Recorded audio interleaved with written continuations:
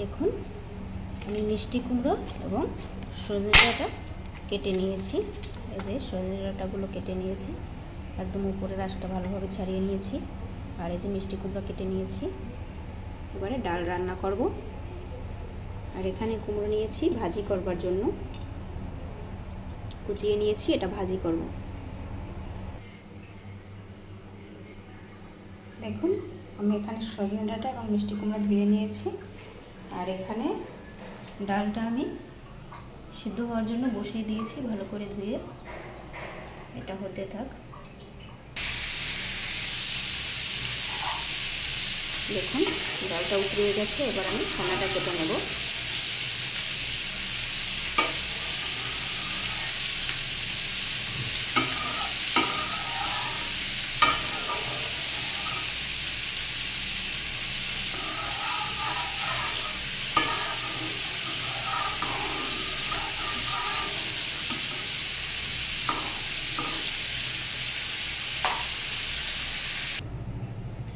দেখুন প্রথমে আমি ডালটা কড়াইয়ে দিয়েছিলাম, এখন দেখলাম যে না, হতে একটু সময় লাগবে, বেশ গ্যাস বেশি যাবে। তার থেকে চিন্তা করলাম একটু সময়ের সমস্যা, তার জন্য চিন্তা করলাম না, প্রেশার কুকারেই দিই।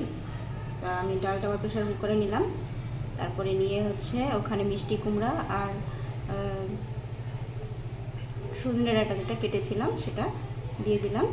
আর ডাল সিদ্ধর সময় তো একটু লবণ দিয়েছিলাম, তো এখন পরিমাণ বুঝে আমি লবণটা দিয়ে দেব।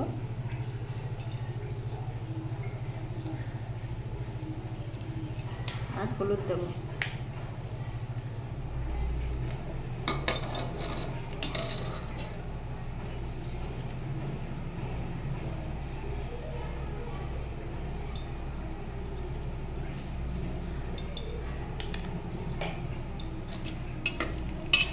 এবারে বেশ ভালোভাবে নেড়ে চেড়ে দুটো ছিটি দিয়ে নামিয়ে তারপর তেলে ফোড়ন করে নেব।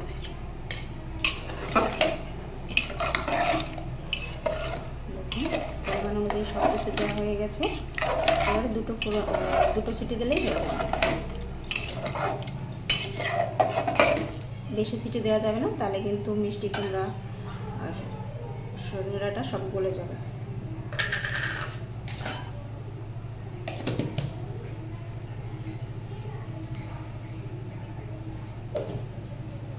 এভাবে জলটা গরম হলো, তারপরে আমি প্রেসারের ঢাকনাটা দেব।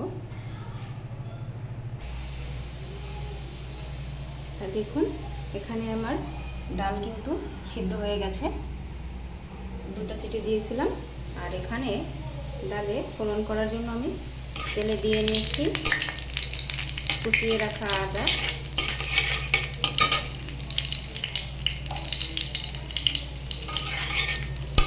আদাটাকে একটু লাল লাল করে ভাজবো।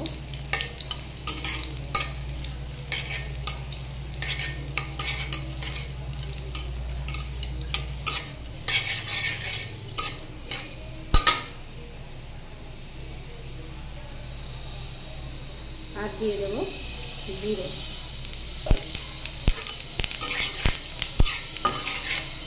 বাস এইটুকুতেই ডালের ফোড়ন হয়ে যাবে।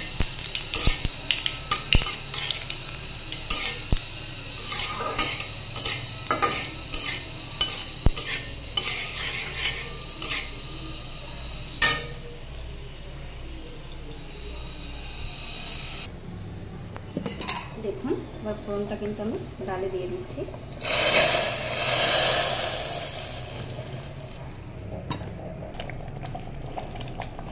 যেহেতু আদা দিয়েছি, ডালে খুব সুন্দর একটা সেন্ট আসতেছে।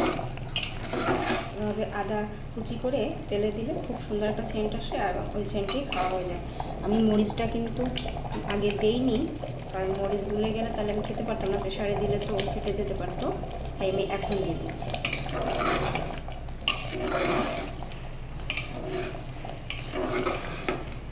দেখুন আমার সব সবজি কিন্তু সেদ্ধ হয়ে গেছে এবং ডালও সেদ্ধ হয়ে গেছে, ডাল রান্নাও কমপ্লিট।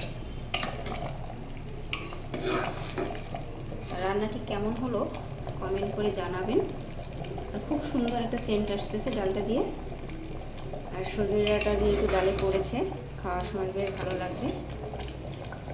আর ডাল করেছি, আর এইদিকে করেছি আমি কুমড়ো ভাজি।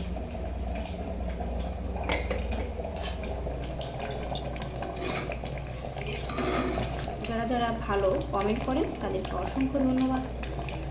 আর যারা নতুন দেখতেছেন তারা আমার চ্যানেলটি লাইক সাবস্ক্রাইব করে দেবেন, পাশে থাকবেন, ভিডিওটি শেয়ার করবেন। সকলের জন্য শুভ কামনা, সকলে ভালো থাকবে। দেখুন আমার ডালটা কীভাবে তৈরি হয়েছে, বেশ ভালো হয়েছে ডালটা। আজকে এই পর্যন্ত।